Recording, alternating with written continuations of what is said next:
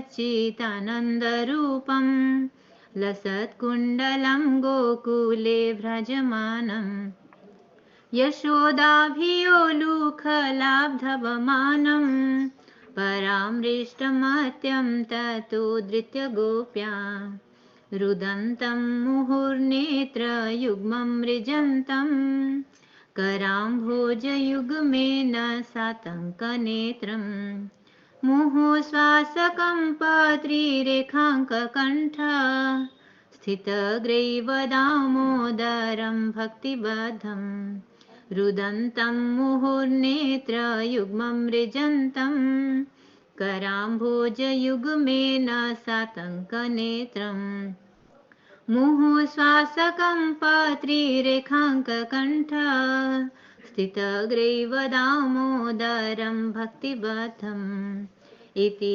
दृक्स्वलीलाभिरानन्दकुण्डे स्वघोषं निमज्जन्तम् आख्यापयन्तम् तदीयेषितज्ञेषु भक्तिर्जितत्वं पुनः प्रेमतस्तं सतावृत्तिवन्दे इति दृक्स्वलीलाभिरानन्दकुण्डे स्वघोषं निमज्जन्तम् आख्यापयन्तम् तदीयेषितज्ञेषु भक्तिर्जितत्वं पुनः प्रेमतस्तं सतावृत्तिवन्दे वरं देवमोक्षं न मोक्षावधिं वा न चान्यं वृणेऽहं वरेशादपीह इदं ते वपुर्नाथ गोपालबालं सदा मे मनस्याविरस्तं किमन्ये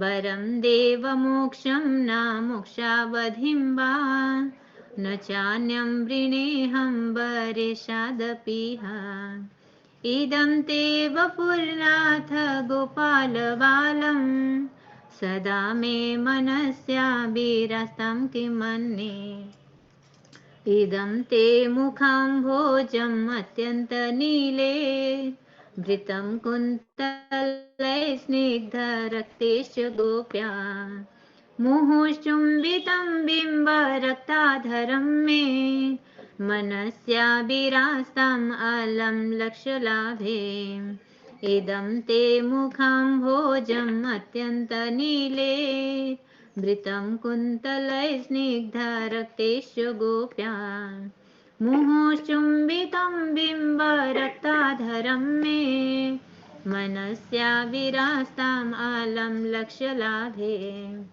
नमो देवदामोदरानन्तविष्णो प्रसीद प्रभो दुःखजलाब्धिमग्नम् कृपादृष्टिवृष्ट्यातिदिनं बतानु गृहाणेश मामज्ञमेध्यक्षिदृश्या नमो देवदामोदरानन्तविष्णो प्रसीद प्रभो दुःखजलाब्धिमग्नम् कृपादृष्टिवृष्ट्यातिदिनं बतानु गृहाणेश मामज्ञमेध्यक्षिदृश्या कुबेरात्मजौ बद्धमूर्तेव यद्वत् त्वया मोचितो भक्तिभाजो कृतो च तथा प्रेम भक्तिं स्वगमे प्रयच्छ न मोक्षे ग्रहो मे अस्ति दामोदरेह कुबेरात्मजौ बद्धमूर्तेव यद्वत् त्वया मोचितो भक्तिभाजो कृतो च तथा प्रेम भक्तिं स्वकमे प्रयच्छ न मोक्षे ग्रहो मे अस्ति दामोदरेह नमस्ते स्तुदाम्ने स्फुरदीप्तिधाम्ने त्वदीयोदरायाथ विश्वस्य धाम्ने नमो राधिकायै त्वदीया प्रियायै नमोऽनन्तलीलाय देवाय तुभ्यं नमस्ते स्तुदाम्ने स्फुरदीप्तिधाम्ने त्वदीयोदरायाथ विश्वस्य धाम्ने नमो राधिकायै त्वदीया प्रियायै नमोऽनन्तलीलाय देवाय तुभ्यं नमामीश्वरं सच्चिदानन्दरूपं लसत्कुण्डलं गोकुले भ्रजमानं। हरे कृष्ण। गुरुजी चरण। बहुत सुंदर बहुत माता जी, सुंदर माता बहुत जी, सुंदर। हरि बोल। बहुत बहुत सुंदर सुंदर माता माता जी, जी। हरे कृष्ण से माता जी, बहुत बहुत सुंदर। सुंदर हरि बोल। हरे कृष्ण। कृष्ण की कृपा है और आप सभी का आशीर्वाद। धन्यवाद। हरे कृष्णा, दंडवत प्रणाम सभी को। दंडवत प्रणाम सभी को, अनुवाद पढ़ लो। सभी भक्तों को चरण दंडवत प्रणाम। इसका अनुवाद भी पढ़ दीजिए माता जी। हरे कृष्ण। इसका अनुवाद इस प्रकार है। जिनका सर्वेश्वर सच्चिदानंद स्वरूप है, जिनके कपलों पर मकराकृत कुंडल हिल डुल रहे हैं, जो गोकुल नामक दिव्य धाम में परम शोभायमान है, जो माँ यशोदा के डर से उखल से दूर दौड़ रहे हैं, किंतु जिन्हें माँ यशोदा ने उनसे भी अधिक वेगपूर्वक दौड़कर पकड़ लिया है, ऐसे भगवान दामोदर को मैं अपना विनम्र प्रणाम अर्पित करता हूँ। वे रोते रोते बारंबार अपनी आंखों को अपने दोनों हस्त कमलों से मसल रहे हैं। उनके नेत्र भय से विह्वल हैं। रुदन के आवेग से सिसकियां लेने के कारण उनके त्रिरेखायुक्त कंठ में पड़ी हुई मोतियों की माला कंपित हो रही है।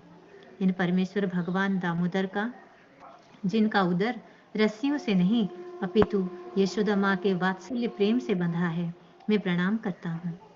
जो ऐसी बाल्य लीलाओं के द्वारा गोकुल वासियों को आनंद सरोवर में डुबोते रहते हैं और अपने ऐश्वर्य ज्ञान में मग्न अपने भक्तों के प्रति यह तथ्य प्रकाशित करते हैं कि उन्हें भय आदर की धारणाओं से मुक्त अंतरंग प्रेमी भक्तों द्वारा ही जीता जा सकता है, उन भगवान दामोदर को मैं कोटि कोटि प्रणाम करता हूँ। हे प्रभु, यद्यपि आप हर प्रकार के वर देने में समर्थ हैं, तथापि मैं आपसे न तो हरे कृष्णा, हरे कृष्णा, हरे कृष्णा। हरे दंडवत कृष्णा, प्रणाम दंडवत सभी प्रणाम को। सभी भक्तों को मेरा दंडवत प्रणाम। सभी भक्तों को दंडवत प्रणाम। हरे कृष्णा।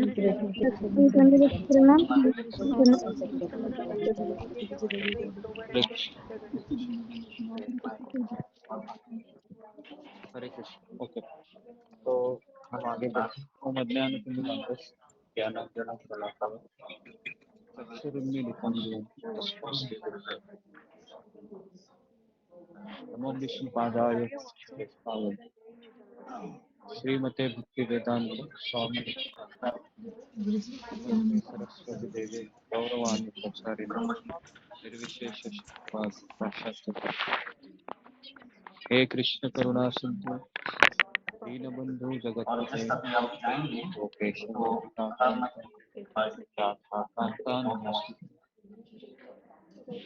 तप्त कांचन गौरांगी राधे वृंदावनेश्वरी शुभानुष्ठे देवी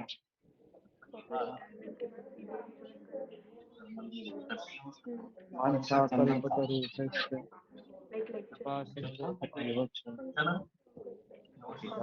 पावनेभ्यो वैष्णवेभ्यो नमो नमः। श्री कृष्ण चैतन्य प्रभु नित्यानंद श्री अद्वैत गदाधर श्रीवासादि गौर। हरे कृष्णा, कृष्ण कृष्णा हरे हरे, हरे राम हरे कृष्णा, कृष्ण हरे हरे राम। तम करोति वाचालं पंगुं लंघयते गिरिं यत्कृपातमहं वन्दे श्री। जी हरे कृष्णा, हरि बोल। तो सबका स्वागत है सबको। देखते वक्त तो अभी मैं पंडाल में, तो मैं आपको 5-10 मिनट पंडाल का टूर कराता हूँ, फिर हम शुरू करते हैं। यहाँ पर आप देख सकते हो बहुत सारे भक्तगण हैं, मेरे चारों तरफ भक्तों की भीड़ है, भक्तों का समुद्र कह सकते हैं इसको। सब जगह पर ये ऐसे भक्त हैं जो गीता में लिखे हैं ना कि हजारों में से एक व्यक्ति मेरे पास आना चाहे, तो ये ऐसे भगवान ने चुन चुन कर उनको इस यात्रा में सब आए हैं। और सब ऐसे ऐसे भक्त हैं जो अपना पूरा जीवन समर्पित करके दीपावली की छुट्टियों में अपने जीवन को आगे बढ़ाने के लिए आए हैं, है ना। बच्चे से लेके बूढ़े तक सारे श्रेणियों के भक्त यहाँ पर हैं। और इन भक्तों को अगर हम उस भाव से देखेंगे कि ये वैकुंठ से आए हैं और इनके दर्शन देने से मेरा हृदय पवित्र हो सकता है, तो हमारा हृदय पवित्र हो भी जाएगा। तो कुल मिलाकर 11,000 भक्त हैं, लेकिन कुछ सारे भक्त अभी परिक्रमा करने के लिए चले गए हैं।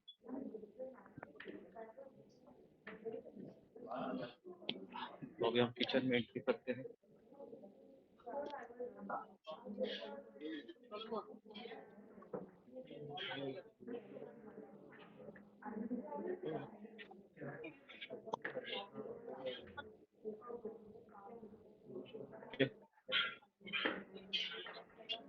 आप देख रहे हो, तो आज कल अलग मेनू था, आज हम देखते हैं यहाँ पर चपाती है, कई लेडीज यहाँ इस तरह से डेली यहाँ पर 150 से 200 लेडीज माता जी चपातियाँ भक्तों के लिए बनाते हैं। ये यात्रा के लिए नहीं जाते, इधर ही रहते हैं, सेवा करते हैं। ये देखिए कितना आटा है यहाँ पर।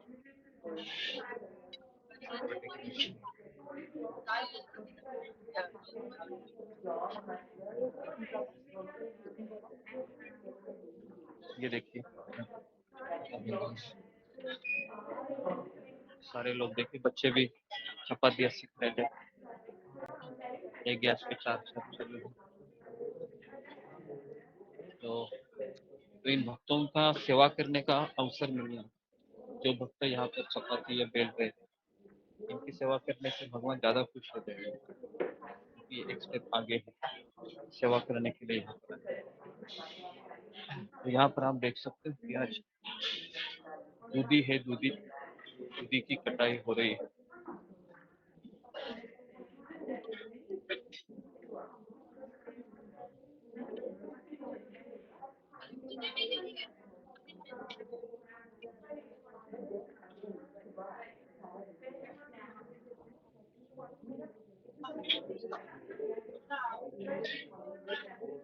श्री कृष्ण गुरु जी दंडवत प्रणाम सभी भक्तों को।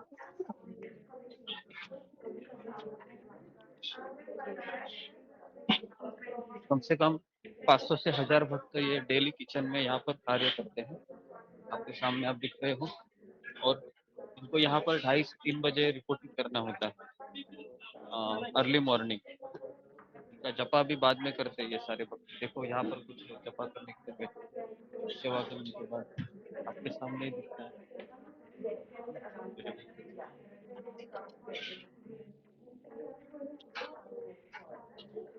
तो यहाँ पर अगर आप आएंगे तो इच्छा न होते हुए भी सेवा करेंगे, इच्छा न होते हुए माला करेंगे, तो सब कुछ होगा।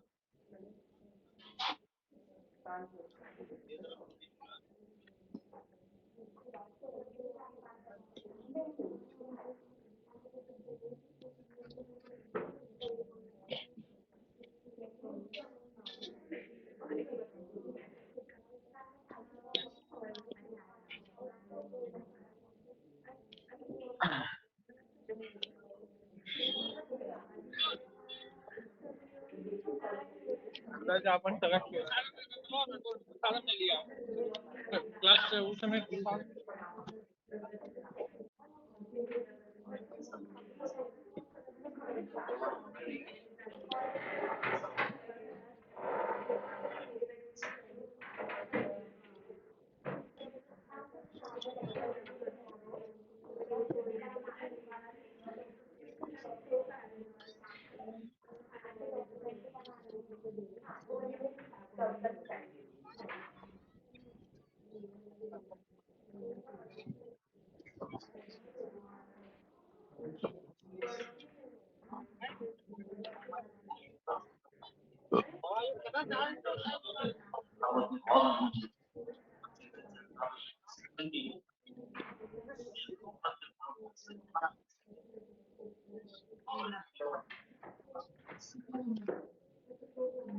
ओके, हरे कृष्ण।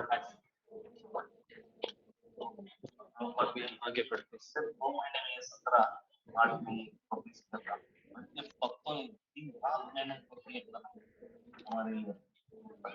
ये जो पंडाल आप देख रहे हो, अभी हमने देखा सही भक्तों ने यहाँ पर दिन का रात करके, रात का दिन करके ये पंडाल पूरी सारा बनाए है ना। और इस्कॉन के हिस्ट्री में, इतिहास में ये सब पहली बार हुआ है कि 11,000 भक्त इस यात्रा में आए हैं।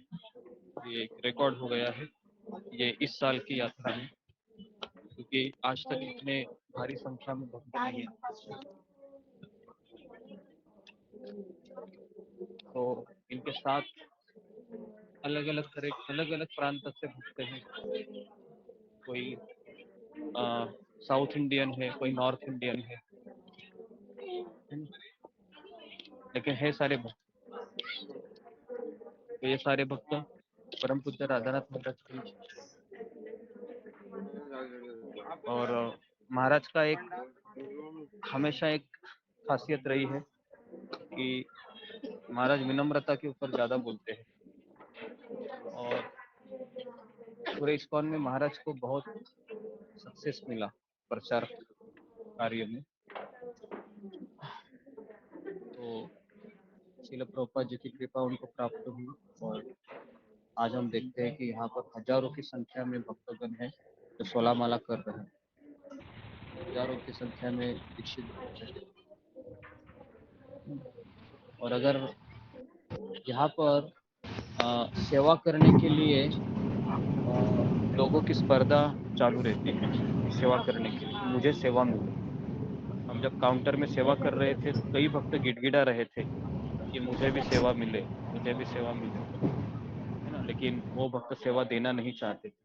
वो सोच रहे थे कि मेरा हृदय इतना अशुद्ध है, अगर मैं आपको सेवा दूंगा तो फिर मुझे ये अवसर मिला है मेरे हाथों से चला जाएगा। तो इस तरीके से कंपटीशन रहता है यहाँ पर। ओके, तो हमारा यात्रा परसों से शुरू हो रहा है। सारे भक्त आज निकलेंगे, शायद ट्रेन में बैठेंगे, कुछ कल बैठेंगे। तो उन सबको हम सफल यात्रा की शुभकामनाएं देते हैं, ताकि उनका यात्रा अच्छे से रहे, कोई चीज ना हो, कोई गड़बड़ी ना हो, और वो जगन्नाथपुरी यहाँ पर आ जाए। और फिर हम जैसे ही आएंगे, कुछ भक्त है आज आ रहे हैं, कुछ कल है, कल कम से कम 20 लोग आ रहे हैं, और परसों है ये 25 लोग आ रहे हैं। तो ऐसे कुल मिलाकर 45 भक्त हैं। तो इन सबको 4 दिन भगवान के बारे में बताना, अलग अलग जगह पर जाना, फिर गंभीरा, फिर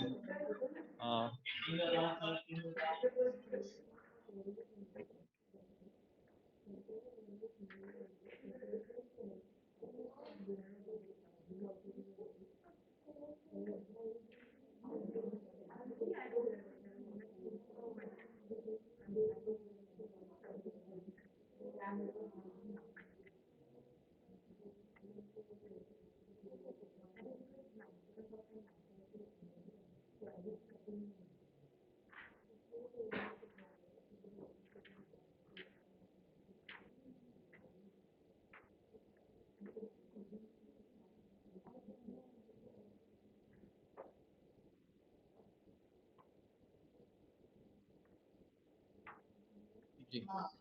तो आने वाले जो 4 दिन है, अभी 22 तारीख से 26 तारीख तक, तो हम उन लीलाओं में यहाँ पर आपको बताने जा रहे हैं। पहली बार जब चैतन्य महाप्रभु ने संन्यास लीला, किस तरह से वह बंगाल में रहते थे नवद्वीप में, और किस तरह से जगन्नाथपुरी वो आए, कैसे उन्होंने निर्णय लिया, तो ये पहली बार हम प्रसंग का वर्णन करेंगे 22 तारीख से।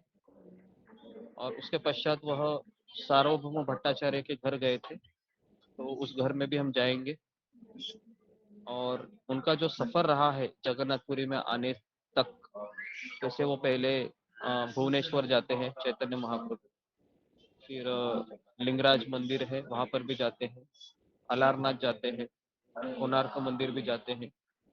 तो ये सारा चीज हम चैतन्य चरितामृत में से आपको बताएंगे। और किस तरह से जब चैतन्य महाप्रभु संन्यास ले रहे थे तो शची माता का जो हाल था, उनकी हृदय की जो व्यथा थी, उसका भी हम वर्णन करेंगे। और उनकी जो पत्नी है विष्णु प्रिया, उनकी मनस्थिति का भी वर्णन करेंगे। तो आपको समझ में आएगा कि चैतन्य महाप्रभु ने हमारे लिए क्या किया। भगवान ने अपनी सुंदर पत्नी, सुंदर माँ को छोड़कर वह जगन्नाथपुरी आते हैं। तो इसका वर्णन हम 22 तारीख से करेंगे। हम गंभीरा में भगवान चैतन्य महाप्रभु किस तरह से रहे थे अपने अंतिम 6 साल, उसका भी वर्णन करेंगे। फिर तोता गोपीनाथ में किस तरह से चैतन्य महाप्रभु का अंतर्धान होना, इसका भी वर्णन करेंगे। फिर हम आपको हरिदास ठाकुर की समाधि में जाकर वहां पर हम हरिदास ठाकुर जी की लीला के बारे में बताएंगे। फिर हम गुंडीचा मंदिर में जाएंगे और वहां पर हम गुंडीचा की कथा भी करेंगे।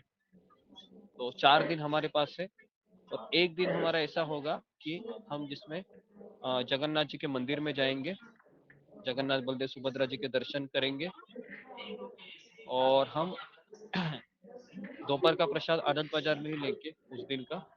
और हमने ऐसा सोचा है कि सुबह से लेके हम कम से कम 3 से 4 घंटा हम जगन्नाथपुरी के मंदिर में ही रहेंगे। जो लोग यात्रा आ रहे हैं उनके लिए ये सुविधा हो सकती है, क्योंकि अंदर मोबाइल अलाउड नहीं है। तो शायद ऐसा हो सकता है कि ऑनलाइन के भक्त हैं उससे वह मिस वंचित करते हो। रहे। तो इसके लिए मैं उसके लिए कुछ कर नहीं सकता हूँ, क्योंकि जगन्नाथपुरी में मोबाइल अलाउड नहीं है अंदर। तो जो भक्त आ रहे हैं उनके लिए हम जगन्नाथ जी के मंदिर में जो भी जितने भी सारी चीजें हैं सब आपको बताएंगे। तो ये सारा चीज है। और अगर हमको समय मिला तो हम साक्षी गोपाल जाएंगे बस, क्योंकि 4 दिन में इतना ही हो सकता है। और हम सोचते हैं कि ज्यादा घूमने से ज्यादा हम कथा के ऊपर ज्यादा कॉन्सेंट्रेट करेंगे, क्योंकि जितना हम सुनेंगे उतना वो भाव आएगा। और केवल हम फिर जगह को ऐसे ले जाके रहेंगे, अरे ये क्या है गंभीर है, अरे ये क्या है ये सिद्ध बकुल है, अरे ये क्या है तोता गोपीनाथ है, अरे लेकिन मुझे भाव नहीं आ रहा है, मेरे अंदर वो भाव क्यों नहीं आ रहा है। तो भाव इसलिए नहीं आ रहा है क्योंकि हमने सुना ही नहीं। समझ में आ रहा है, मैंने सुना ही नहीं। सुनने से भाव आता है, देखने से भाव आता है नहीं, देखने से भाव नहीं आता, सुनने से भाव आता है। यहाँ पर आप देख रहे हो पंडाल में बड़े बड़े लाउड स्पीकर है। यहाँ पर इतने बड़े बड़े स्पीकर है कि सब जगह पर पंडाल में हरे कृष्ण महामंत्र का आवाज सुनाई देता है। एकदम तीव्र आवाज।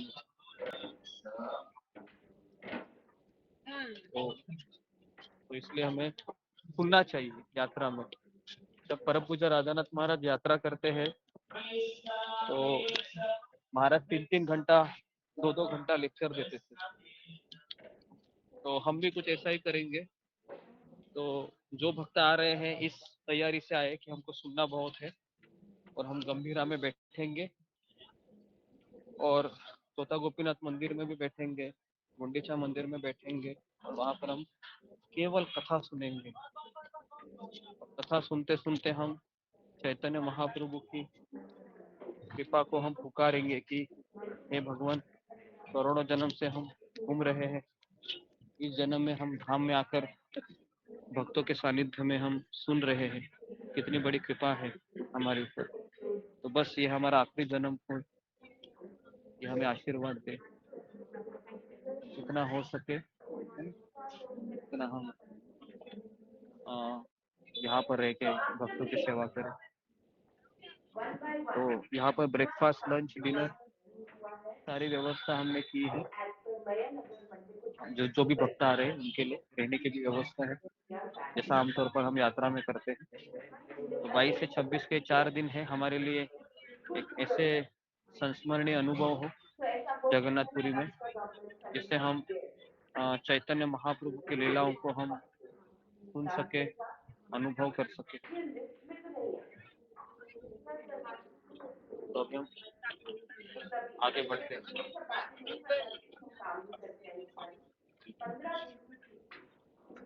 तो मैं वापस कह रहा हूँ आगे बढ़ने से पहले कि भक्ति ये एक ऐसा उपहार है जो हमें आपकी कृपा से मिलती है,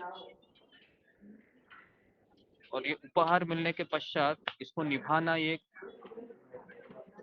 बहुत बड़ा एक हमारे पास पूरा जीवन होता है निभाने के लिए, और निभाते समय कई चीजें होती है। तो इसलिए भक्ति में आना भी आसान है एक तरीके से, जाना तो और भी आसान है। भक्ति में टिके रहना बहुत कठिन है, और भक्ति में उत्साह से टिके रहना और भी कठिन है। लेकिन यहाँ पर आपको तीनों क्लासेस दे रहा हूँ मैं गुरु और कृष्ण की कृपा से, तो आप इसका फायदा उठाइए। 3 क्लासेस सुनकर भी कोई अगर उत्साही नहीं बन रहा है तो फिर समझने का कि हमारे अनर्थ बहुत ज्यादा है, हमारी इच्छाएं बहुत ज्यादा है।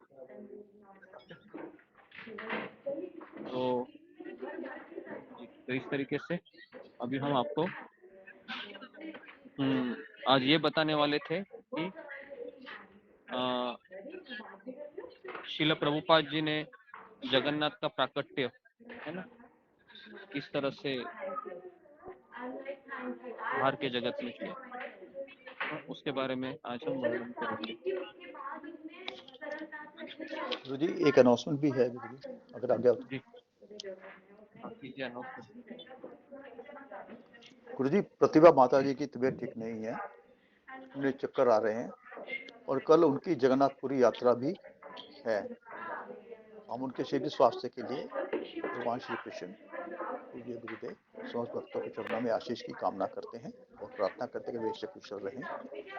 हम यह भी प्रार्थना करते हैं कि उनकी व सभी भक्तों की जो जगन्नाथपुरी यात्रा पर जाने वाले हैं, हमारे पूज्य गुरुदेव सहित सबका स्वास्थ्य ठीक रहे, सब सकुशल रहें, और सबको सबकी यात्रा सफल रहे, और भगवान श्री जगन्नाथ, माता सुभद्रा और पूज्य बलदेव जी का उन सबको भरपूर आशीर्वाद मिले। हरे कृष्णा। और हम इन सब के लिए जो जगन्नाथ यात्रा पे जा रहे हैं, भगवान श्री कृष्ण, परम पूज्य श्री राधा प्रभुपाद जी महाराज, परम पूज्य श्री राधानाथ स्वामी महाराज, परम पूज्य समस्त वैष्णव आचार्यों, पूज्य गुरुदेव और समस्त भक्तों के चरणों में इन सब के लिए आशीष की कामना करते हैं कि इनकी यात्रा भरपूर सफल रहे और इनका भरपूर आशीर्वाद मिले। धन्यवाद गुरु जी। हरे कृष्णा। और माता प्रतिभा माता जी भी सकुशल रहें। ओके, गुरु जी 3 बार हरे कृष्ण महामंत्र बोलते हैं। हरे कृष्णा हरे कृष्णा हरे हरे कृष्णा कृष्णा हरे हरे हरे हरे राम हरे राम हरे राम हरे राम हरे कृष्ण हरे हरे राम हरे राम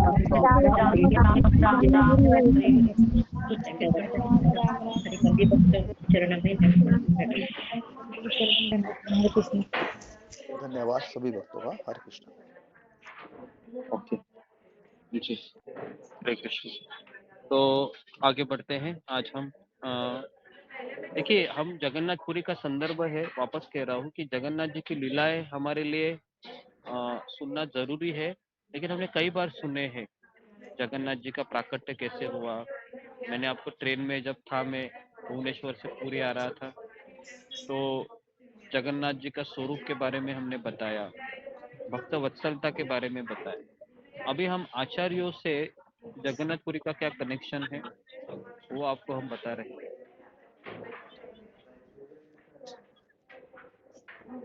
तो ये बहुत जरूरी है इस चीज को समझना कि आचार्यों का क्या कनेक्शन।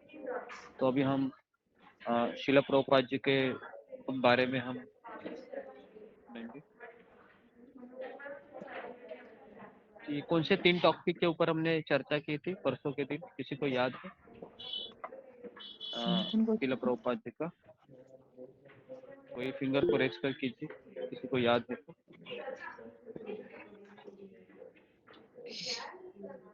जी ओके। पूजा डिमरी।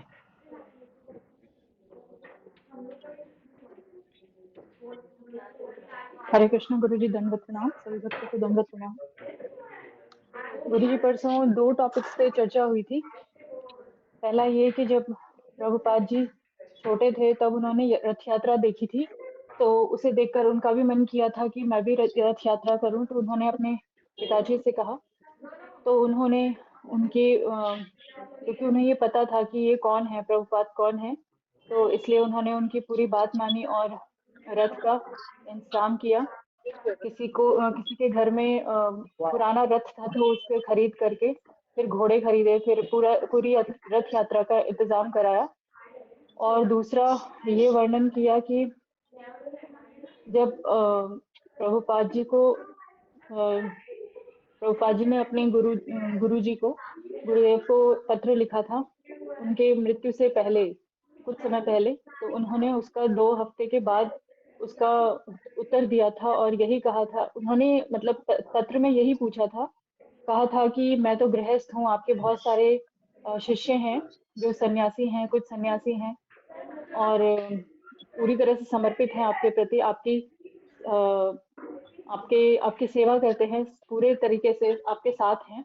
लेकिन मैं गृहस्थ हूँ और मैं इतनी सेवा नहीं कर सकता आपकी, तो आप ही मुझे बताइए कि मेरे योग्य क्या सेवा है जो मैं कर सकता हूँ। इसके अलावा उन्होंने कुछ और नहीं पूछा था। तो उसके 2 हफ्ते बाद ही उनको पत्र का उत्तर मिला कि मुझे पूरा विश्वास है कि अगर तुम थोड़ी सी कोशिश करो तो जो ये कृष्ण भक्ति का प्रचार है, तुम पूरे विश्व में, जगत में कर सकते हो। और यही आदेश दिया था। तो इसके बाद उन्हें प्रभुपाद जी को यही महसूस हुआ कि यही आदेश मुझे कई साल पहले जब मैं अपने गुरुदेव से मिला था, तो तब भी उन्होंने यही कहा था। तो उन्हें यही महसूस हुआ कि यही मेरे जीवन का ध्येय होना चाहिए, एक शिष्य होने के नाते। जी इतना ही ध्यान है गुरु जी। ओके कृष्णा, कोई गलती हो गई तो क्षमा। ओके जी हरि बोल माता जी, बहुत जी। तो जी, तो जैसे पूजा डिमरी ने बताया कि 3 चीजें हैं जिसमें हमने चर्चा की थी। पहला है कि शिला प्रभुपाद जी जगन्नाथपुरी में जाते हैं पहली बार जब अपने कॉलेज का डिग्री खत्म करके, मतलब बाल्यकाल में उनका जो लगाव था जगन्नाथपुरी के तरफ, इसके बारे में हमने चर्चा की थी। फिर हमने जगन्नाथपुरी से गुरु का उपदेश उनको प्राप्त होता है जो अभी बताया। और जी, और दूसरा है कि जी, पहला है बाल्यकाल में उनका है, दूसरा है जगन्नाथपुरी का प्रथम दर्शन, तीसरा है पुरी से गुरु का उपदेश। अभी हम चौथा टॉपिक आज देखने वाले हैं, केवल पश्चिम में प्रथम प्राकट्य कैसे हुआ जगन्नाथ बलदेव सुभद्रा का। किसी को स्टोरी पता है, किसी को याद आ रही है, जो मैंने एक बार बताई थी प्रभुपाद लीलामृत पढ़ते समय कि कैसे जगन्नाथ जी आए थे? अगर किसी को पता है तो फिंगर को रेज कीजिए। अगर आपने ध्यानपूर्वक सुना है तो ये पॉइंट आप जरूर मुझे बताएंगे कि कैसे आए थे जगन्नाथ बलदेव सुभद्रा अमेरिका में।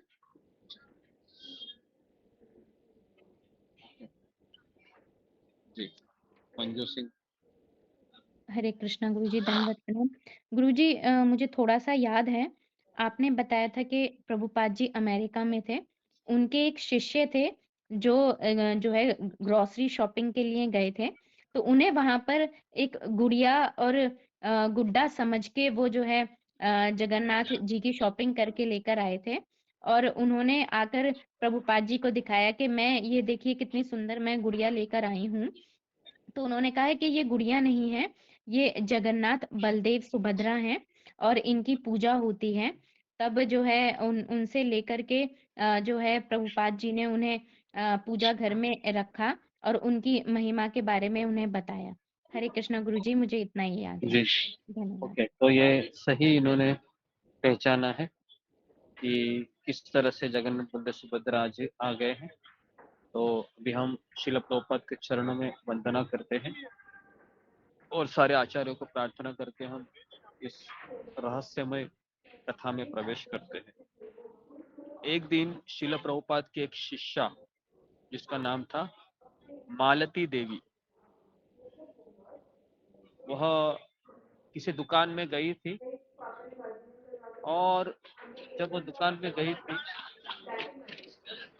उन्होंने देखा कि दुकान के अंदर एक 3 विचित्र करके एक गुड़िया देखे उन्होंने, खिलौने के जैसे। और मालती माता जी की बहुत इच्छा थी कि इस गुड़िया को मैं ले लूं और प्रभुपाद जी को पूछूं कि ये कौन है करके, लेकिन जेब में कोई पैसे नहीं थे उस समय। और शिला प्रभुपाद के ये जितने भी शिष्य थे उस समय जो अमेरिका से जुड़े थे, वो पहले हिप्पी थे ये। तो उसने क्या किया, दुकान के पीछे से जाकर जगन्नाथ जी को चुरा लिया और वह शीघ्रता पूर्वक दौड़ते दौड़ते अपने गुरु के पास आई और उसने अपनी थैली से एक छोटी सी चीज निकाली और बड़े उत्साह के साथ प्रभुपाद की मेज पर रख दी। और मालती ने पूछा, मालती माता जी ने, कि स्वामी जी ये क्या है? तो प्रभुपाद जी अपनी सेवा कर रहे थे, किताब लिख रहे थे। अचानक उनकी दृष्टि मालती माता जी के आवाज पर गई। प्रभुपाद ने अपना सिर ऊपर किया और उनकी दृष्टि 3 इंच के लकड़ी की गुड़िया को देखा, गुड्डा देखा।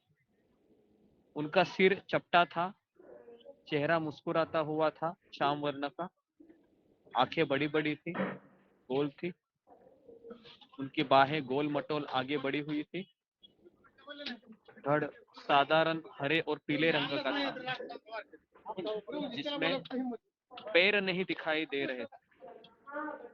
श्रील प्रभुपाद ने मूर्ति को सम्मान अर्पित करने के लिए तुरंत हाथ जोड़ दिए और अपना सिर झुका दिया।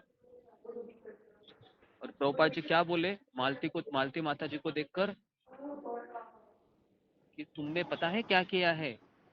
तुमने भगवान जगन्नाथ को लेकर आई हो, ब्रह्मांड के स्वामी को। और फिर श्रील प्रभुपाद ने मालती देवी को कहा, तुम्हारा बहुत बहुत धन्यवाद। श्रील प्रभुपाद की प्रसन्नता को देखकर मालती माता जी का चेहरा खिल उठा, क्योंकि उसने सुना था कि गुरु के चेहरे पर मुस्कान लाना यही एक शिष्य के जीवन का लक्ष्य होता है। और जब उसने देखा कि मेरे आध्यात्मिक गुरु श्रील प्रभुपाद मुझसे बहुत प्रसन्न हुए हैं, तो आज तक उसने श्रील प्रभुपाद को इतना प्रसन्न नहीं देखा था। और प्रभुपाद ने समझाया कि ये भगवान जगन्नाथ है, जो कृष्ण का एक विग्रह है, हजारों वर्षों से सारे भारत में पूजे जाते हैं। और फिर श्रील प्रभुपाद जी थोड़ा सा चुप होकर बोले, लेकिन इसके भाई और बहन कहाँ है? क्या पूछा? कि इनके भाई और बहन कहाँ है? अभी मालती माता जी को पता चला कि उस दुकान की गुड़िया के अगल बगल में और 2 गुड़िया थे। तो वो समझ गई कि स्वामी जी किसकी बात कर रहे हैं।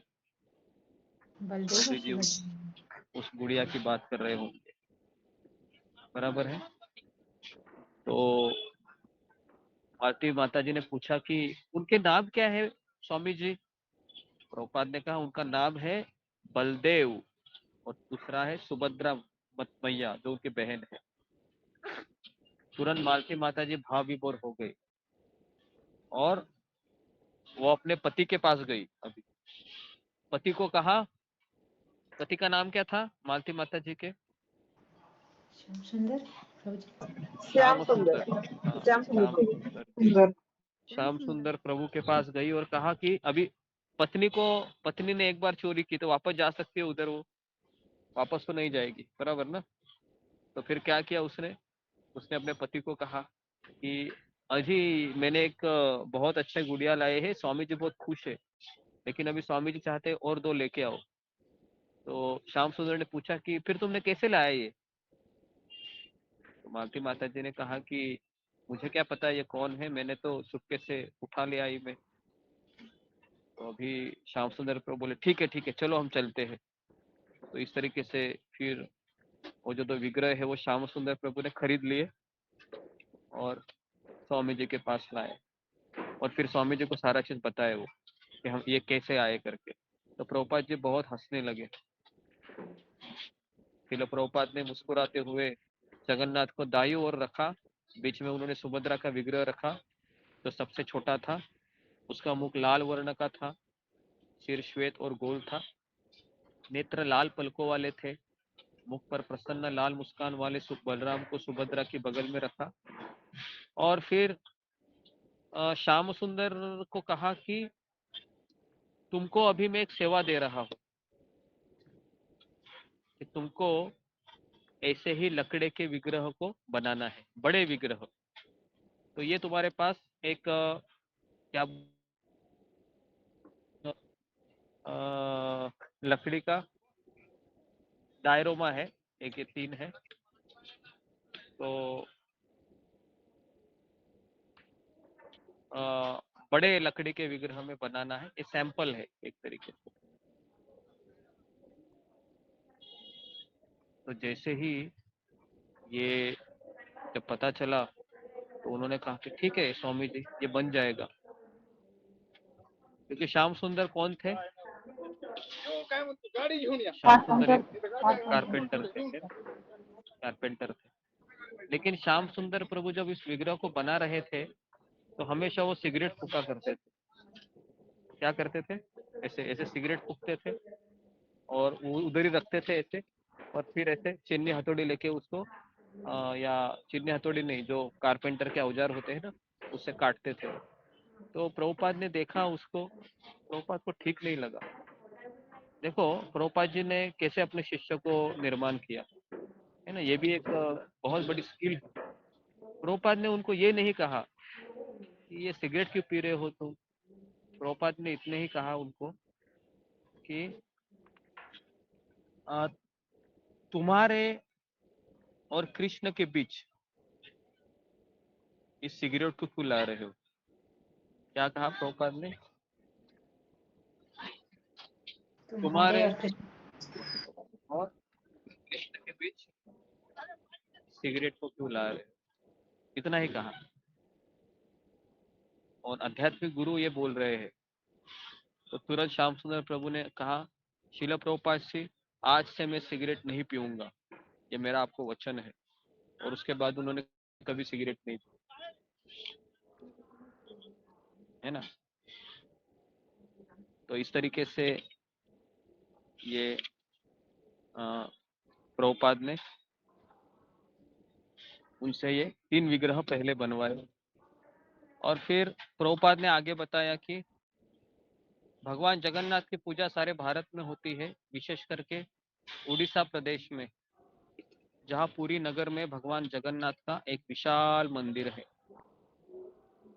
तो राधानाथ स्वामी महाराज बता रहे थे कि जगन्नाथपुरी धाम है, ये विप्रलंब मतलब विरह का धाम है।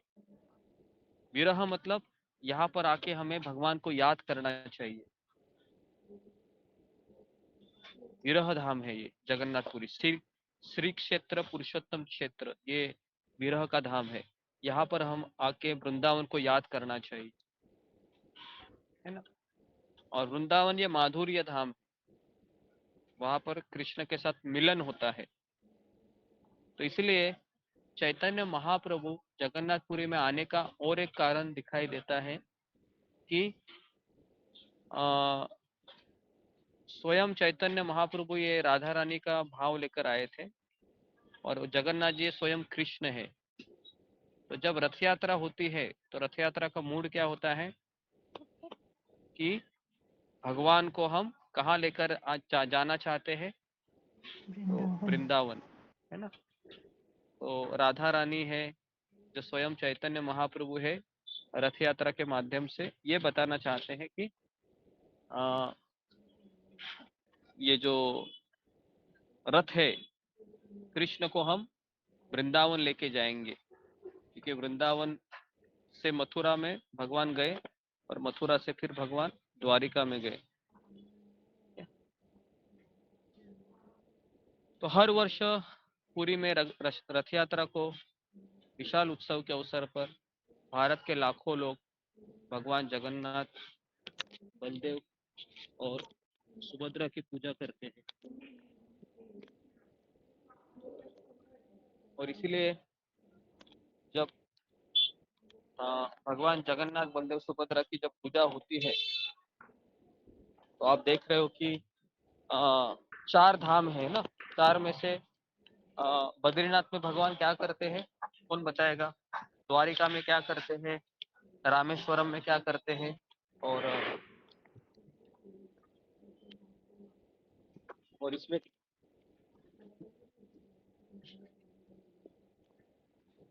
इसमें क्या करते हैं, और कौन सा धाम बच गया? जगन्नाथपुरी धाम। जगन्नाथपुरी फिंगर पुरेश की अशोक चावला।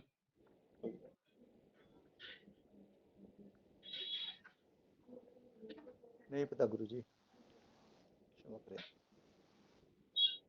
जी,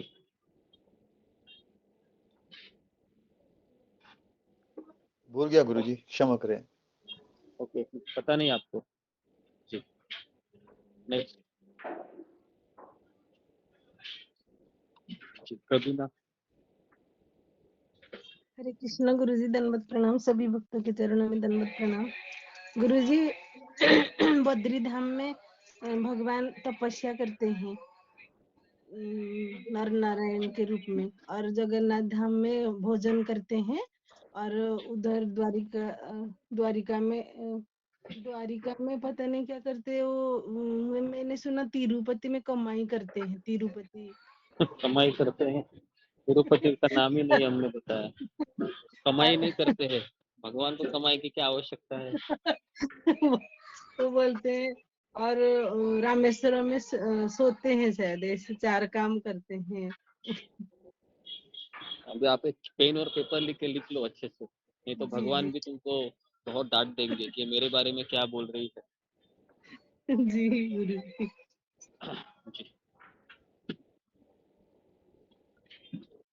जी, नेक्स्ट। रेखा बंडाले। हरे कृष्ण गुरुजी, दंडवत प्रणाम। सभी भक्तों को दंडवत प्रणाम। गुरुजी, बद्रीनाथ धाम में तो भगवान तपस्या करते हैं, और जब उनको भोजन की इच्छा होती है तब वो जगन्नाथपुरी जाते हैं, और द्वारका में वो अपना राजपाट संभालते हैं, और रामेश्वर का याद नहीं आ रहा गुरुजी, क्षमा कीजिए, शायद सोते हैं, विश्राम, ओके, ऐसा कुछ। प्रतिभा कुमारी। हरे कृष्ण गुरु जी, दंडवत प्रणाम। सब भक्तों के चरणों में दंडवत प्रणाम। जी, बद्रीनाथ में भगवान नर नारायण के रूप में तपस्या करते हैं, और एक द्वारिका धाम में वो अपना, जैसे कि रेखा बंडाली माता जी ने कहा, वो अपने ऐश्वर्य भाव में रहते हैं वहाँ पे राजा की तरह, और पद्मनाभन स्वामी या फिर रामेश्वरम में वो विश्राम लेते हैं, और जगन्नाथपुरी धाम में भगवान खाते रहते हैं 2 घंटे के अंतराल में। ओके, जी। तो जैसे 4 धाम है, बद्रीनाथ, फिर रामेश्वरम, जगन्नाथपुरी और द्वारका।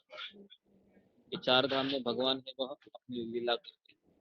जैसे श्रील प्रभुपाद जी कहा करते थे कि मेरा घर वृंदावन, बम्बई मेरा ऑफिस है, और मायापुर मेरी पूजा की स्थली है। और श्रील प्रभुपाद जी हमेशा कहा करते थे कि इस्कॉन मेरा शरीर है, इस्कॉन इज माई बॉडी। तो मैं कभी मरूंगा नहीं। जब शिष्य श्रील प्रभुपाद के पास जाकर कहने लगे कि प्रभुपाद जी आप हमें छोड़कर जा रहे हैं, प्रभुपाद ने कहा आई विल नेवर डाई, मैं कभी नहीं मरूंगा, मैं हमेशा मेरे पुस्तकों के रूप में, मेरी वाणी के रूप में जीवित रहूं। और आज हम देखते हैं कि 50 साल हो गए, आज भी हम देखते हैं कि श्रील प्रभुपाद जीवित है, किताबों के रूप में, उनकी वाणी के रूप में। तो इसलिए जो व्यक्ति कहता है कि साधु संत मर गए, वो मूर्ख है, अज्ञानी है। साधु संत कभी मरते नहीं है, साधु संत हमेशा जीवित रहते हैं अपनी वाणी और अपने शब्दों के द्वारा। जी, तो इस तरीके से श्रील प्रभुपाद जी का हमारे प्रति जो योगदान है, सबके प्रति ये अनमोल है। और जी, तो इस तरीके से भगवान जगन्नाथ का सैन फ्रांसिस्को में यह आविर्भाव प्रभुपाद को कृष्ण की इच्छा जैसा दिखाई दिया। उन्होंने अपने शिष्यों को सावधान किया कि भगवान जगन्नाथ की अगवानी और पूजा समुचित रूप से होनी चाहिए। प्रभुपाद ने श्याम सुंदर को प्रतिमाएं तराश सके तो वे उनकी स्थापना मंदिर में स्वयं कर देंगे और इस तरीके से भक्तगण विग्रहों की पूजा आराधना शुरू कर सके। वे जपने लगे, जगन्नाथ स्वामी नयन पथगामी भवतु में। तो ये मंत्र है जगन्नाथ का। इसका अर्थ क्या है? हे विश्व के स्वामी, कृपा करके मुझे दर्शन दो, यह बहुत शुभ है कि आप यहाँ प्रकट हुए। तो श्याम सुंदर ने सख्त लकड़ी के 3 ब्लॉक खरीदे और प्रभुपाद ने उन पर रूपरेखाएं बना दी और छोटी प्रतिमाओं का सहारा लेकर श्याम सुंदर ने अनुपात निकाला और नए माप स्थिर किए। फिर अपने कमरे की बालकनी पर बैठकर वह प्रतिमाएं तराशने में लग गया। इसी बीच भक्तजन कास्ट प्लस से शेष लघु जगन्नाथ को खरीद लाए और एक साधारण माला में लघु जगन्नाथ को पेरोटकर गले में धारण करने का एक फैशन चल निकला। श्रील प्रभुपाद ने समझाया कि भगवान जगन्नाथ पतित से भी पतित लोगों के प्रति बहुत कृपालु है। तो इस तरीके से जगन्नाथ जी की पूजा के लिए कठोर नियमों की अपेक्षा नहीं है। जगन्नाथ जी इतने दयालु हैं कि उनको केवल आप भोग लगाते रहिए।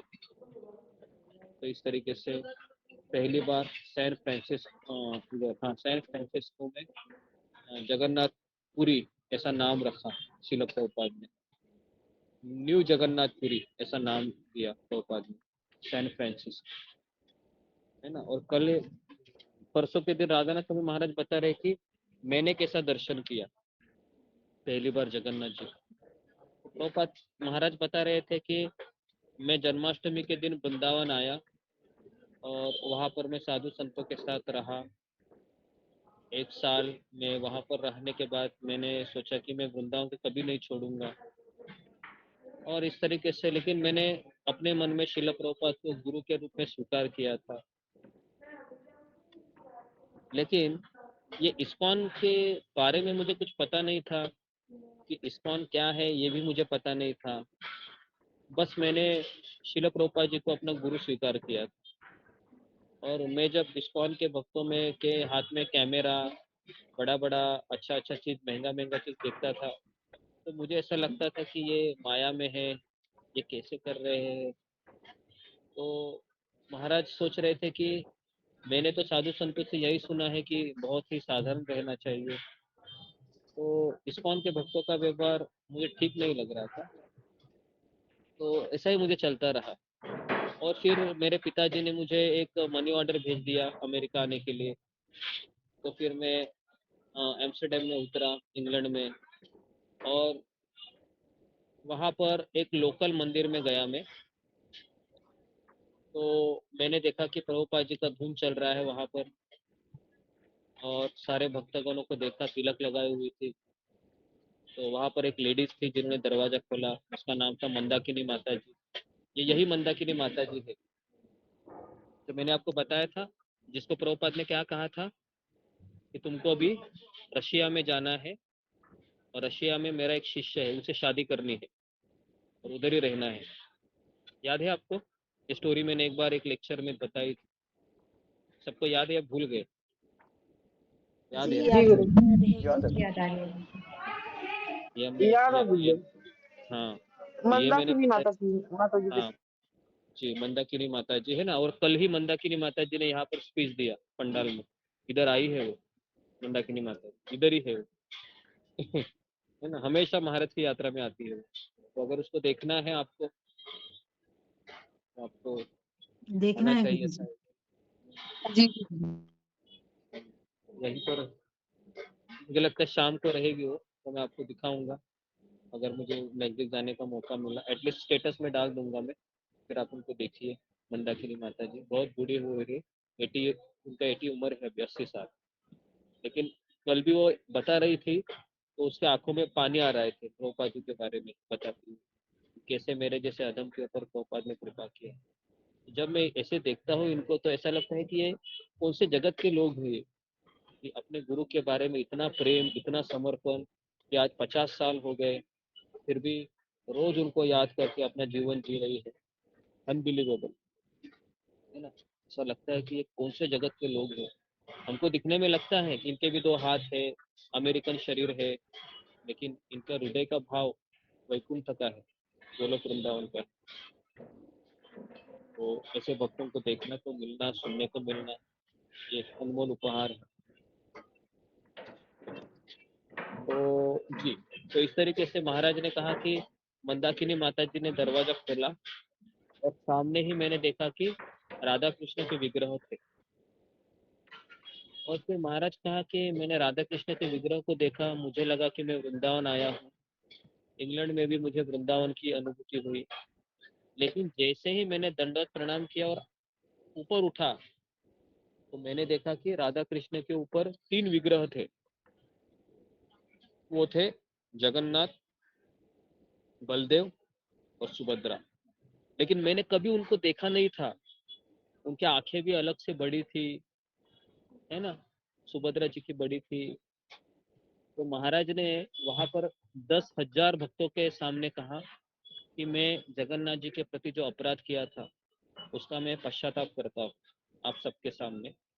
मैंने जगन्नाथ जी को जब पहली बार देखा इंग्लैंड में, एम्स्टर्डम में, तो मुझे लगा कि ये हिप्पी लोग हैं, इन्होंने अपने मन से ही कुछ पेंटिंग बनाई है लगता है, ये हिप्पी लोग कुछ भी करते हैं। तो महाराज को ऐसा लगा उस समय। तो महाराज कह रहे कि ये मैंने मानसिक मेरा अपराध हुआ उस समय।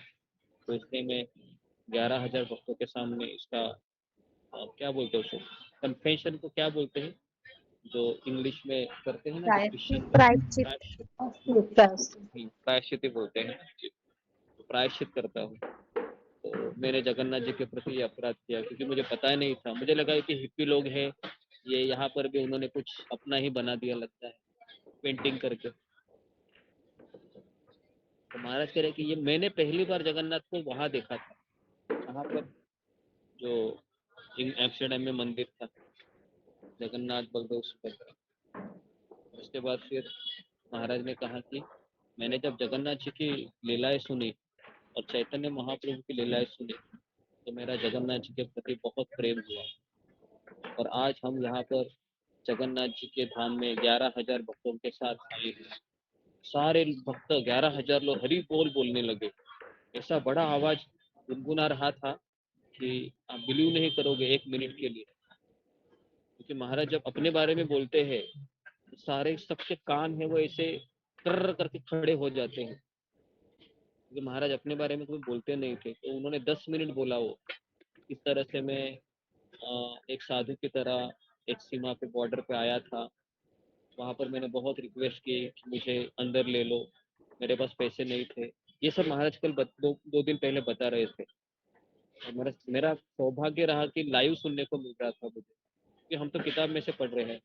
लेकिन जब महाराज खुद के बारे में जब बता रहे थे तो 10 मिनट कैसे चले गए पता ही नहीं चला। उसमें सारी चीज महाराज कह रहे थे, कैसे मैं आया था, कैसे मैं हिमालय में गया, कैसे मैं अमरनाथ आ रहा था। उस समय मुझे अचानक वो ट्रेन उधर रुकी, वो दिन जन्माष्टमी का था। सारा चीज महाराज बता रहे थे। और इतने सारे भक्त भाव विभोर हो गए कि सब लोग हर एक वाक्य पे तालियां पड़ रही थी महाराज के। सब लोग ताली बजा रहे थे। और आप सोचो 11,000 लोग ताली बजा रहे होंगे, कैसा लगेगा। आप बिलीव करो, 11,000 लोग ताली बजा रहे, खड़ खड़ खड़ खड़ खड़ खड़, ऐसा लग रहा था कहाँ आया हूँ मैं। और फिर महाराज अपने बारे में बोल रहे थे और ताली पड़ रही थी। महाराज भी कह रहे थे कि आप तालियां क्यों बजा रहे, तालियां मत बजाइए। तो ये सब अपना उनका प्रेम था। एक शिष्य का प्रेम इतना होता है अपने गुरु के प्रति कि वो गुरु का बारे में जब वो सुनता है तो उसको और अच्छा लगता है, सुनने की बहुत इच्छा होती है। लेकिन आज सुबह ही हमने यहाँ पर प्रवचन में सुना, ये प्रेम कभी उत्पन्न होता है तो सबसे पहले आदर आता है। और जब तक आदर ना हो तब तक प्रेम उत्पन्न नहीं हो सकता है। तो पहले गुरु के प्रति आदर भाव उत्पन्न होना चाहिए, उसके बाद उसको हृदय में धारण करना चाहिए वो आदर भाव, और फिर हृदय में वो प्रेम का बीज अंकुरित होता है, और फिर वो विरह का भाव उत्पन्न होता है। तो उन्होंने 4 स्टेजेस बताए आज। पहला है आदर, दूसरा है उस आदर को अनुभव करना अपने हृदय में, तीसरा है कृतज्ञता, चौथा है प्रेम और पांचवा है विरह। ऐसे 5 स्टेजेस बताए उन्होंने। बहुत अच्छा लगा मुझे आज। इधर ही राधेश्याम प्रभु ने लेक्चर दिया अभी पंडाल में, मैं उधर ही था 8 से 9 बजे। इतना अच्छा लगा मुझे कि विरह कभी होगा। पहला स्टेप है आदर। अगर मेरे में आदर ही नहीं है मेरे गुरु के प्रति, तो प्रेम और विरह भूल ही जाओ। कहा उन्होंने कहा जब जब आपको गुरु दिखाई दिए आपको झुकना चाहिए, उनके प्रार्थना करनी चाहिए। पहला चीज बताया उन्होंने। फिर उन्होंने कहा कि आदर के बाद उसको हृदय में वो भावना को जागृत करना, उस आदर को। और फिर तीसरा कहा कि उसके बाद कृतज्ञता आती है कि मैं कितना पतित हूँ कि मुझे इन्होंने स्वीकार किया। और फिर प्रेम उत्पन्न होता है और फिर वह व्यक्ति हमसे दूर चला जाता है। तो फिर पांचवा क्या है? विरह। विरह आएगा। विरह उत्पन्न। तो विरह डायरेक्ट उत्पन्न होगा क्या? विदाउट प्रेम, विदाउट आदर, विदाउट कृतज्ञता नहीं। तो इस तरीके से इन्होंने 5 पड़ाव लिखे हैं। सब लोग इसको लिख लीजिए। अभी अभी हमने जब बोला ना, पहला है आदर, दूसरा है हृदय की भावना, तीसरा है कृतज्ञता, चौथा है प्रेम और पांचवा है विरह। ये स्टेजेस है। ओके जी। तो इस तरीके से ये श्रील प्रभुपाद जी ने सैन फ्रांसिस्को में ये विग्रह को लाया। और फिर जब विग्रह को लाया तो सारे जितने भी भक्तगण है, उन्होंने जब देखा कि श्रील प्रभुपाद जी ने कहा कि अभी हम रथ यात्रा निकालेंगे इनकी, तो पहली बार सैन फ्रांसिस्को में रथ यात्रा निकाली गई और हजारों की संख्या में उस समय लोग आए थे, हिप्पी लोग आए थे। सभी लोग जगन्नाथ जी को देख रहे थे। श्रील प्रभुपाद जी ने स्वयं उस जगन्नाथ जी के रथ पर बैठकर हिप्पी लोगों को नाचने के लिए आमंत्रित कर रहे थे। सारे लोग नाच रहे थे। श्रील प्रभुपाद जी भी नाचने लगे। जैसे श्रील प्रभुपाद जी नाचने लगे तो पूरी पब्लिक पागल हो गई। पूरी पब्लिक पागल होते हुए पागलों की तरह नाचने लगी जब श्रील प्रभुपाद जी ने अपने हाथ उठाए। तो एक भक्त बता रहे थे ये अनुभव कि जब श्रील प्रभुपाद जी खड़े हुए तो हमको लगा कि साक्षात जगन्नाथ जी है जो श्रील प्रभुपाद के माध्यम से कुछ बताना चाह रहे हैं। और फिर जैसे ही श्रील प्रभुपाद जी ने हाथ ऊपर किए तो हम तो केवल नाच रहे थे, लेकिन जैसे ही प्रभुपाद ने हाथ ऊपर किया हम सब लोग पागलों की तरह नाचने लगे। वो पूरा रास्ता है वह एक वैकुंठ धाम बन गया अमेरिका का। और सारे हिप्पी लोग भी नाचने लगे। और हमने देखा कि जगन्नाथ जी की कृपा है वह अमेरिका में पहली बार बरसने लगी। तो उस समय जिन्होंने अटेंड किया था वो भक्त जब अनुभव बता रहे थे, और मैं सुनता हूँ उनके अनुभव।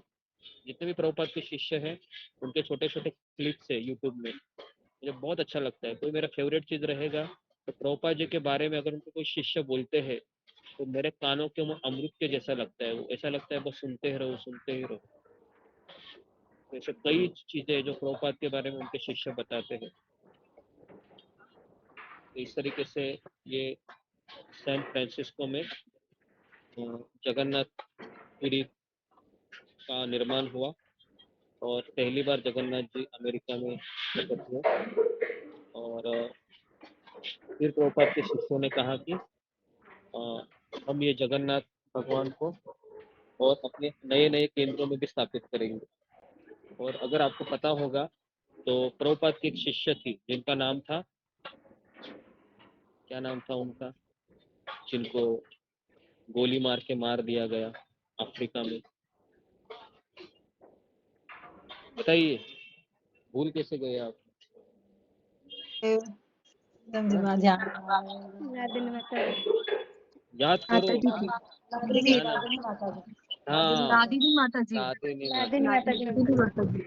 जी, वेरी गुड। चलो एटलीस्ट याद तो आया आपको। भगवान का लाख लाख शुक्र है कि उसको आप भूल नहीं गए। इस माता जी को, बाप रे, वो कैसी लेडीज थी। ये तो ये लादिनी माता जी के बारे में बता रहा हूँ मैं। ये जगन्नाथ जी से इतना प्रेम करती थी, इतना प्रेम करती थी, इतना प्रेम करती थी कि भक्त बता रहे कि ये 6-6 घंटा जगन्नाथ जी को देखते हुए केवल नृत्य करती थी, और अपना सारा जीवन उसने जगन्नाथ जी, बलदेव, सुभद्रा की सेवा के लिए समर्पित किया। 8 से 10 साल केवल वो जगन्नाथ जी के साथ ही रहती थी। सुबह 1:30-2:30 बजे उठती थी वो, ठंडे पानी से नहाती थी और जगन्नाथ जी को भोग बनाती थी, तो सारी चीजें करती थी लादिनी माता जी। और वो अकेली रह रही थी आश्रम में, न्यू वृंदावन में। तो न्यू वृंदावन के प्रेसिडेंट थे कीर्तनानंद स्वामी महाराज।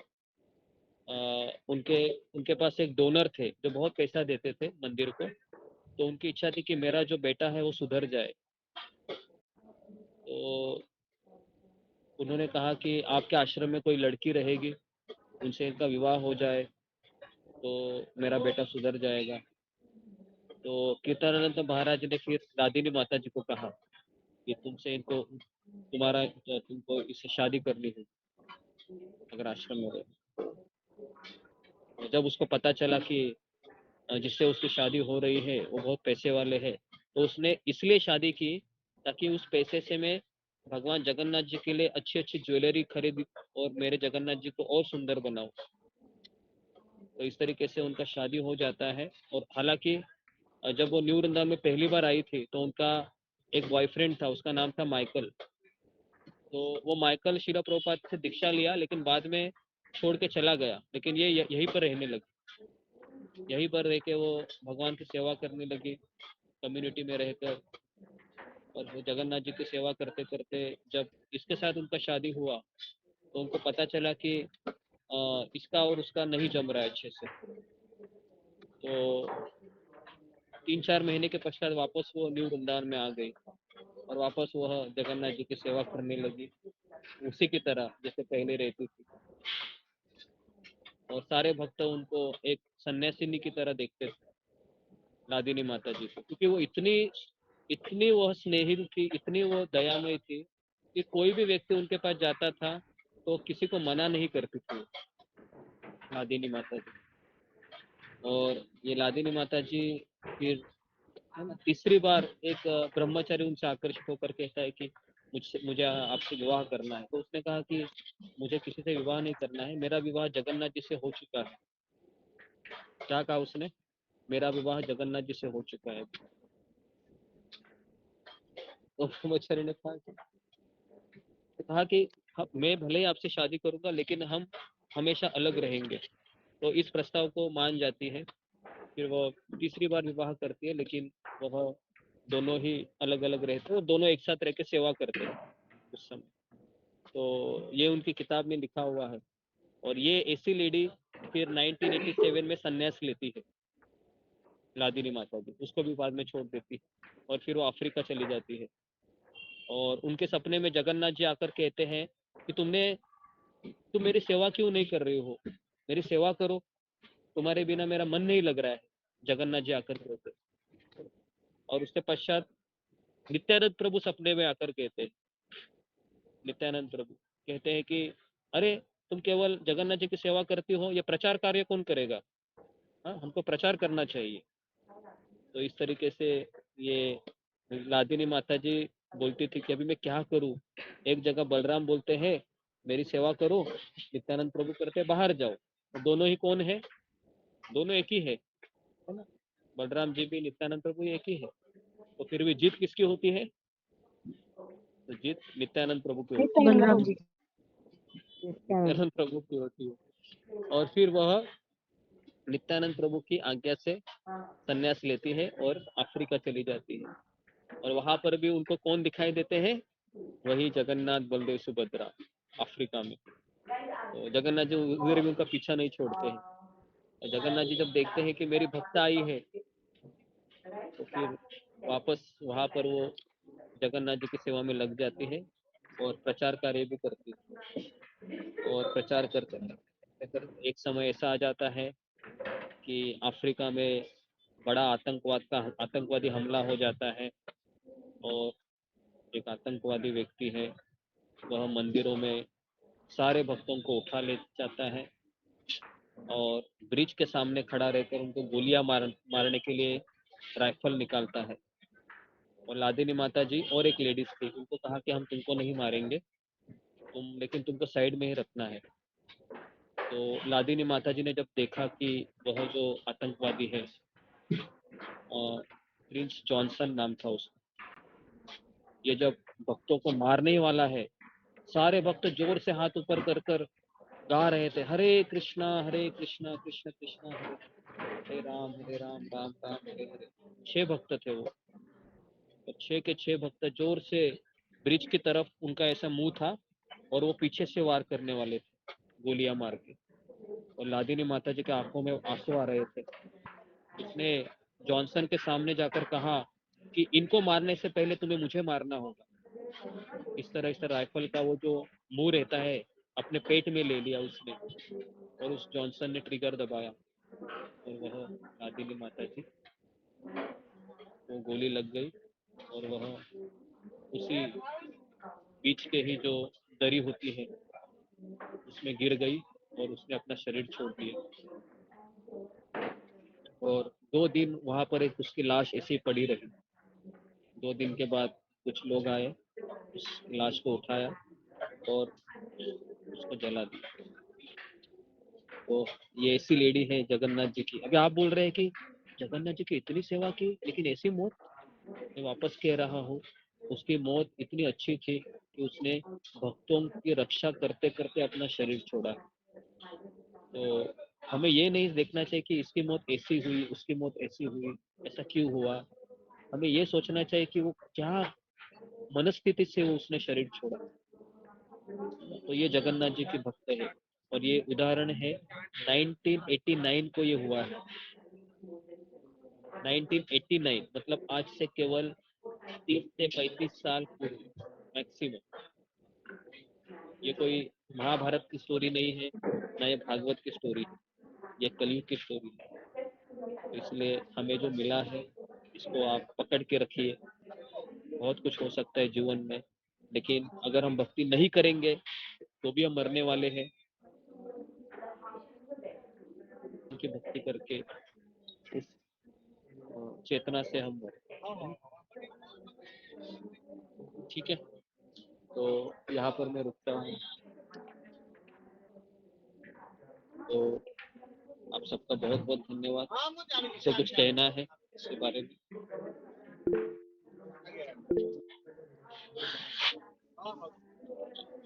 शिवानी बिष्ट। हरे कृष्णा गुरुजी, दंडवत प्रणाम। सभी भक्तों को दंडवत प्रणाम। गुरुजी, मैं आज यही सोच रही थी कि जैसे हम अपने घर वालों को बहुत ज्यादा प्रेम करते हैं और हम चाहते हैं कि हमसे ज्यादा अच्छा उनके साथ हो, वैसा ही प्रेम हम सबके साथ कैसे कर सकते हैं कि कोई भी हमारे आसपास हो तो हम चाहें कि हमसे ज्यादा अच्छा उनका हो, तो हम ऐसे सबके लिए कैसे सोच सकते हैं? जब तक हमारी 16 माला है, ब्रह्म मुहूर्त पे नहीं होती है, हम किसी के सबके साथ प्रेम नहीं करते। सबके साथ प्रेम करने के लिए हमारी साधना अच्छी होनी चाहिए, हमारा मनोभाव अच्छा होना चाहिए। ठीक है, प्रतिभा कुमारी। हरे कृष्ण गुरुजी, दंडवत प्रणाम। सभी भक्तों को दंडवत। गुरुजी, आपने जो 5 चीजें कही है उसमें आदर और कृतज्ञता आती है, तो आदर और कृतज्ञता में क्या फर्क है और क्या सिमिलैरिटी है, समझ में नहीं आया। ये समझ नहीं, कृतज्ञता ये बाद में आती है, पहले आदर आता है। आदर मतलब रिस्पेक्ट, आदर भावना है। आदर शब्द सबको पता है, उनके प्रति मुझे आदर है, सम्मान की भावना होना है। तो आदर पहले होता है। जैसे अभी भगवान का अल्टर खुलता है तो हम क्या करते हैं? प्रणाम करते हैं। क्यों क्यों प्रणाम करते हैं? मुझे भगवान। आदर है भगवान के। फिर आदर के बाद फिर हम ऐसे आदर हम 100 बार करेंगे या 100 दिन करेंगे, 1 साल करेंगे, तो अंदर से वह भाव उत्पन्न होता है और फिर वह हृदय में धारण होता है वो आदर। फिर अनायास ही हमारा माथा झुकते रहेगा हमेशा। फिर वो कृतज्ञता का भाव आता है। जी, भगवान ने मुझे बहुत दिया है लेकिन मैं अभी तक कुछ कर नहीं पाया। फिर वो प्रेम उत्पन्न होता है। कृतज्ञता के बिना प्रेम नहीं हो सकता है ना। अगर कोई कहता है कि मैं आपसे प्रेम करती हूँ, मैं प्रेम करता हूँ, तो पहले कृतज्ञता भी होनी चाहिए उस व्यक्ति के प्रति, इस व्यक्ति ने मुझे दिया है बहुत कुछ, फिर ये प्रेम उत्पन्न होगा। धन्यवाद गुरु जी। हरे कृष्ण। आखिरी पद्मा पराश। हरे कृष्णा गुरु जी, दंडवत प्रणाम। मुझे कुछ पूछना नहीं है, बस इतना कहना है कि जब आप स्टोरीज बताते हैं इतने महान वक्तों की, तब वो सीन हमारे आंखों के सामने आ जाते हैं, ऐसा लगता है हम उस समय में चले गए हैं। तो बहुत बहुत धन्यवाद गुरु जी आपका इसे बताने के लिए, हमको ये महसूस करवाने के लिए। हम तो कुछ भी नहीं है, हम उनकी धूल के बराबर नहीं है, पैरों के, हम उनके दर्शनों के भी लायक नहीं है। हरे कृष्णा गुरु जी, दंडवत। ऐसा सबको लगता है ऐसे स्टोरी बताते हुए, सबके सामने जी गुरु जी। स्टोरी ऐसे आती जी गुरु जी। हाँ, मुझे ऐसी लगती है। है। ओके, तो यहाँ पर हम रुकते हैं। आप सबका बहुत बहुत धन्यवाद। हरे कृष्णा।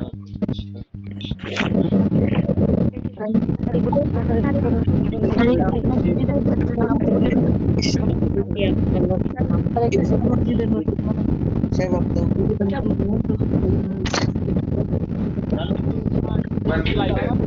प्रणाम गुरु जी, तो सभी भक्तों को प्रणाम। हरे कृष्ण।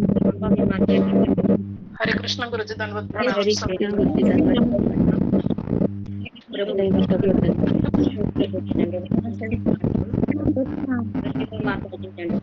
कृष्ण माता जी, हरे कृष्ण हरे कृष्ण रूबी माता दत्तनम। हरे कृष्ण सुप्रभु जी, रंजना माता जी, चलो प्रणाम माता जी। हरे कृष्णा। हरे कृष्ण। हरे कृष्ण धनराज प्रभु जी, हरे कृष्ण माता जी, मंजूर माता जी, वतन दत्तनम। हरे कृष्ण प्रवीणा माता जी, रंजना माता जी, हरे कृष्ण माता जी, धनपत प्रभु हरे कृष्ण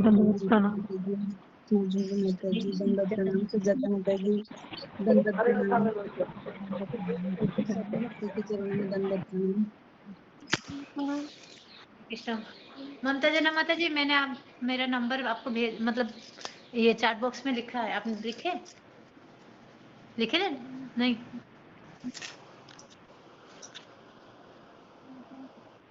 बोलो।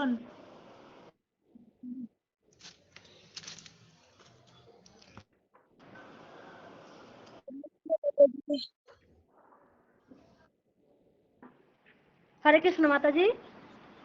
হরে जी কৃষ্ণ। माता जी बोलो। বলছি আমার নম্বরে হোয়াটসঅ্যাপ নম্বরে আপনার নম্বরটা পাঠিয়ে দিন না। আমি আপনার নম্বরটা জানি না তো, ওই জন্য বলছি। আমি আমার নম্বর চ্যাট বক্সে লিখেছি, আপনি দেখিনি? চ্যাট বক্সে নেই, এখন লিখুন তাহলে আমি দেখে নেবো আমি করে আর কি। ঠিক আছে। মমতা মাতাজি, আপনি কি আছেন জগন্নাথপুর? না, আমি এখন জগন্নাথপুরীতে নেই।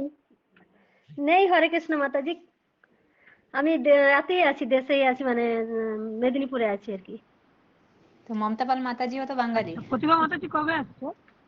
আমি কালকে যাচ্ছি মাতাজি, হ্যাঁ, কালকে রাতে पहुंचाচ্ছি। अच्छा আচ্ছা ঠিক আছে। ममता पाल माता जी एक बार बोला था, लेकिन नंबर भेजने के लिए नंबर नहीं भेज पाए। लेकिन मेरे को इतना पता नहीं, কিছু জানি না আমি যে কিভাবে পাঠাতে হয়, এইটুকুনি জানি ছেলে দেখিয়ে দিয়েছে, ক্লাস চালু করি আর এই করি, এইটুকুনি পারি। আমি আর অন্য কিছু পারি না, মেসেজ পাঠাতেও পারি না বা ই করতেও পারি না। এই জন্যই আমার একটু অসুবিধাটা বেশি হচ্ছে। নাম্বার এখনই না লিখেছেন পাওয়া কিনা? যায়। এখনই লিখে নিন, পাঠিয়ে দিয়েছি আমি। আচ্ছা ঠিক আছে, আমি দেখে নিচ্ছি, দেখে লিখে নিচ্ছি। হরে কৃষ্ণ মাতাজি। শুধু নম্বরটা লিখেছে। আচ্ছা আমি দেখে নিচ্ছি। हरे कृष्णा। লাস্টে 164 কি না? হ্যাঁ হ্যাঁ লাস্টে হ্যাঁ 164 তো? হ্যাঁ আচ্ছা হ্যাঁ ঠিক হ্যাঁ। আছে মাতাজি, হরে কৃষ্ণ। হ্যাঁ हरे कृष्णा, दंडवत प्रणाम से भक्तों को। हरे कृष्ण से भक्ति।